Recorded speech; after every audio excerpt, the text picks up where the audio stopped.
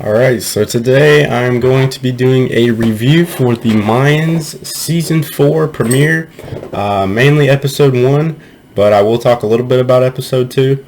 I'm not sure if I'm going to do reviews for every episode this season, but this first kickoff, I was really inspired to talk about it. I'm sure I'll do something at the end and talk about the season as a whole, but I'm not sure about episode to episode right now. But the first episode, for the most part, did really impress me. I really enjoyed it. Now, there were a few, I want to say mostly unavoidable things about it that kind of bugged me, but that's like in almost every TV show where it's just like, why doesn't the character just do this or that, or why aren't they doing, something different? But overall, I'd say it was a win. Nice cliffhanger, and then at the end of the last season, and then payoff with this one, with the huge, long, full episode of the battle at the clubhouse, right? So, really loved it. Other show, like, I don't know if there's many people who even really watch this, or, probably as many as I'd like, but it doesn't seem like they care. They're still putting their all into making it a pretty good show and keeping it going. So let's go over some of my notes. One of them is just a bad intro song. I liked the intro song that they had for seasons 1 and 2. 2 at first I didn't like to my ear. It had to grow on me, but it did. Like Sons had a theme song, and I wanted this to have a theme song with lyrics and stuff. But no, they still kept the same kind of just boring, mundane, random Mexican culture, history, whatever intro song. Although they did shorten it down, which I was glad about, because that was another problem. It was way too fucking long last season. It was like 3 minutes, I think. Anyway, may not quite like that long, but it felt like a long one. Okay, so let's see.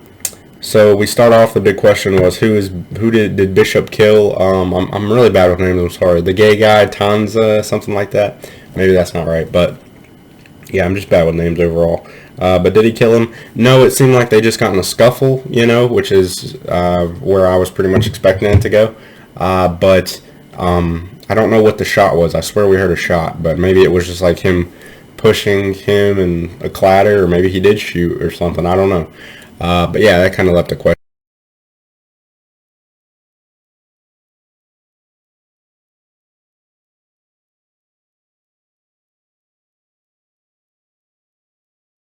If that makes sense. I'm really trying to speed through this review, by the way, because I have somewhere to be today, unfortunately. Let's see. So a random guy, Rabbit, gets killed, and Bishop's like, who the fuck is that guy? Or he doesn't realize that that's somebody's brother who's like mourning over him. Bishop is just a bad leader, I guess, or this guy was just really a random background extra, unimportant. I don't remember. It's been a few, maybe at least a year since I saw this show. So yeah, Bishop didn't know who that was. I was like, yeah, okay. In every show, most of the time they kill like no-face characters, cannon fodder for stuff like this.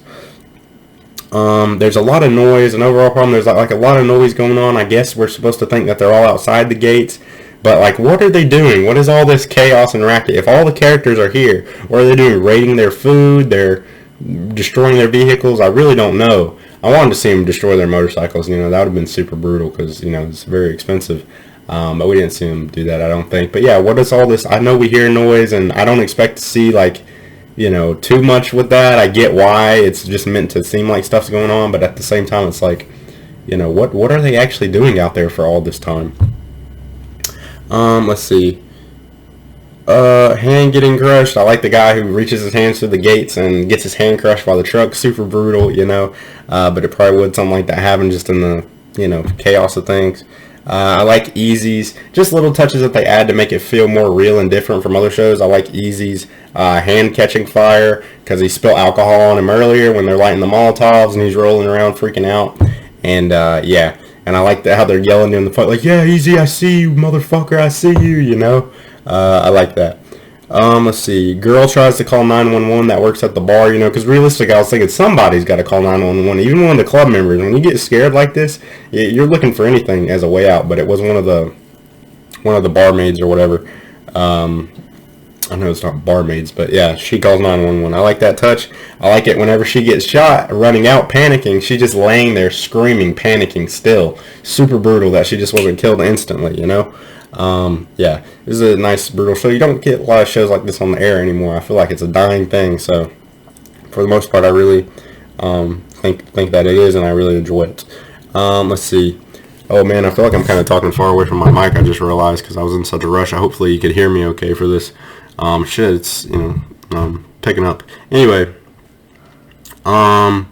Angel doesn't go. Oh wait. Angel wants to tell his girlfriend just suicide if they come and get you. Like, I know they're outlaws and criminals, but they're not like savages. Like, what do they think? They were gonna rape her and, like, I don't know, kill the baby in front of her? I think they would probably let her. Well, they were killing women, so but still, like, why tell her to take her own life? I don't know. I guess maybe he's traumatized by his last girlfriend. I can't remember her name, or I do. I just don't want to pronounce it wrong. Maybe he just didn't want her to end up like her, and that's why. But still seemed like kind of a jump to go to. Angel doesn't go out with Easy at first and just lets him walk out the door because he wasn't going to get up, but his girlfriend starts crying, so he goes to her, which kind of bothered me because I wanted, as far as he knew, Easy could have gotten shot right walking out that door, so that was like it. So, but he still let him go anyway, But he does come out with him eventually, but all the club members do, because I guess they decide to, just kind of, if one of us is going to die, then we're all going to die type thing. Let's see. The guy calling his mom, I'm sorry, I can't remember his name. It was a nice touch, because we kind of had him set up as a mama's boy before. So that scene was nice. Let's see. Oh, and there's something else. Coco and that guy, I think, or maybe it was somebody else. It was somebody else. Uh-oh, I'm getting a phone call. I gotta wrap this up. They get a, what am I saying? They get a, they find a way in. They sneak in, and it's like if they were able to sneak in so easily, then how can you guys just like sneak out, Maybe it was tough for them getting in. They said something, I just didn't quite hear it. But yeah. Okay, and nice fake out with Angel's death to have it cut away, and it's actually Alvarez coming to establish his, alpha male, I'm the big bad guy in town type thing, Again, I like that. And Bishop's not the leader anymore, so it explains the punch, because we do a time skip. This is skipping to episode 2. Bishop gets punched by Easy in the trailer, but it explains why, that's not super serious, because he's not the leader anymore. Some notes from episode 2. It seems like Galindo is dead, but maybe Alvarez is just saying that, I think, at the same time. So we'll have to see. I would like to see more from Galindo, but again, if you look back at how Sons of Anarchy handled some characters, he could just be gone forever. We'll see. No more Meth Mountain. I was expecting that this season, kind of disappointing, but I guess the storyline for that is wrapped up with Coco. Yeah, and then Sons is having war for sure. I thought that they were just going to play out another season with them waiting for the mines to destroy each other, but that doesn't seem like the case. It does seem like now that they found the vest, which I don't know what it was doing in that barrel, kind of strange that it would be kept as evidence for some reason. But yeah, it seems like they're going to war for sure. Coco's daughter and the stepmom bonding relationship. Super sad to watch her be so mean to her, but at the same time, drug addicts, I guess, are kind of dangerous being around, like with her dad could get him on the drugs again. Easy and his Pops relationship, I like that he's still ignoring his dad, because yeah, if my dad did that to me and lost me a girlfriend like that, I'd be ignoring him too. Angel is still struggling with his old girlfriend. Is getting kind of tired with Angel at this point, and that girl, his last girlfriend. Let's see. Alvarez has his inside mole now, trying to see what's going on within the club, and then the Easy's ex-girlfriend is in here actually, which was interesting to see. Because it's nice seeing her with a fresh coat of paint. She's broke now, and it would be really something different and interesting to see with her. So yeah, I think that's about it. I'm looking forward to the rest of the season, of course, and did really appreciate that first episode being a long, drawn-out battle. Granted, there being some kind of cliches in there that are maybe just kind of unavoidable, if you want to have the conflict going on. So yeah, let me know what you thought of this episode. Sorry it was rushed. Like I said, I got somewhere to unfortunately be, but I will see you in the next video, I hope.